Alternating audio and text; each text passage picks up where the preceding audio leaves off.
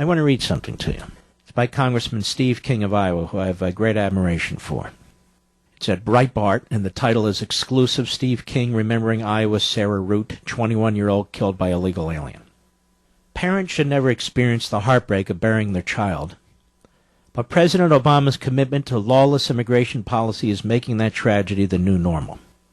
In the push for amnesty for criminals, the president has ignored the price paid by victims. Now the victims are having their say. Recently, both Michelle and Scott Root testified before Congress to explain how their young, beautiful daughter was killed at the hands of a criminal alien.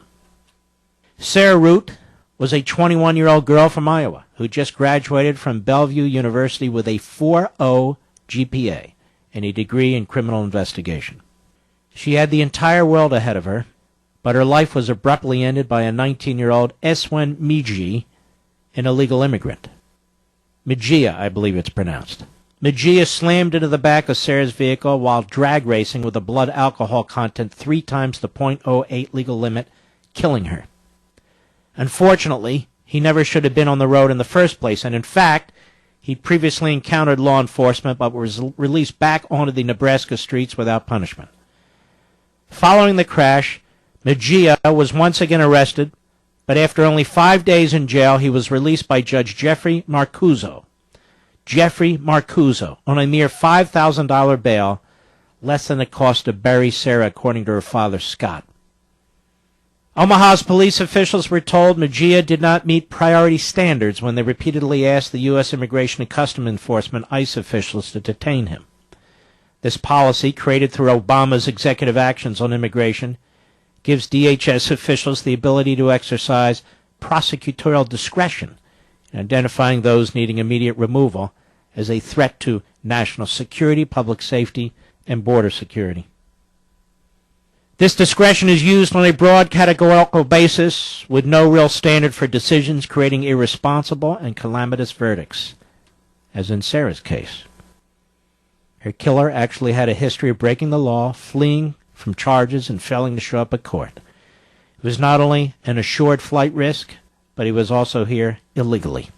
He was a criminal by all definitions of our law, and true to character, he absconded the day he was released.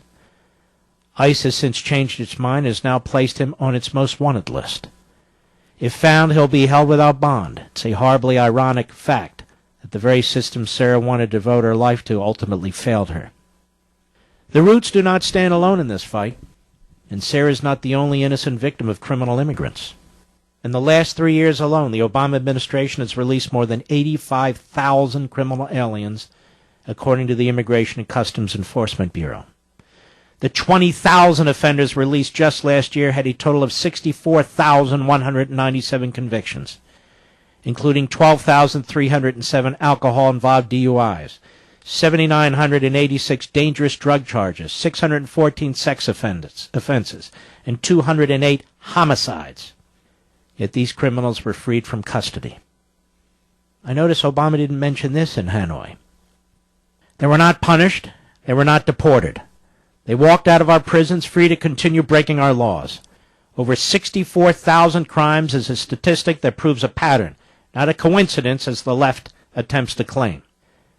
And if we continue down this path, I assure you, it will not take long for our country to crumble. Illegal immigrants utterly disregard our rule of law and way of life in America, writes King. They already break our laws by coming illegally, so what will stop them from continuing to do so? Simply look at Sarah Root for the answer. The truth is, these criminals will stop at nothing. Someone must be held accountable for Sarah's death, and unfortunately, due to ICE's lawlessness, that someone is not Eswen Mejia.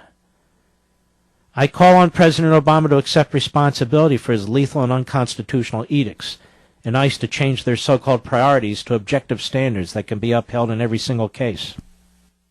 How many more innocent men, women, and children must die for this administration to understand its policies are wrong? My heart is full of grief, and I give my deepest condolences to the Roots for the loss of their Sarah. The only comfort they have now is a bracelet saying Sarah Root saved 6, worn around their wrists, and a bracelet I too now wear. Sarah was an organ donor, and her parents kept her on life support for days in order to save 6 lives and help over a dozen others through her skin and tissue. Thus Sarah's legacy lives on. I assure you I will not stop fighting for justice for Sarah Root, but until then, please join me in continued prayer for her family and for the families of all victims of these criminals. And we do not talk enough about these people, do we? The victims and the criminals, the perpetrators. It's a sad fact. Instead, we receive daily propaganda that everybody who comes into this country has a right to be here, that that's part of the American tradition. No, it's not. It's never been part of the American tradition. No, it hasn't. Not until the Hart-Celler Act in the 1960s, part of the so-called Great Society, which was the opposite, which fundamentally altered our immigration laws. And now our President of the United States refuses to comply with existing statutes and enforce existing law. A reckless imperial president who at every turn, takes a wrecking ball to these magnificent institutions. Whether it's immigration, whether it's Guantanamo Bay, whether it's just speaking, going to Vietnam and other places and trashing America. This is who Obama is, and this is what he does. And it has consequences. It has consequences. People die. Sarah Root died. 21-year-old, 4.0 student, criminal justice.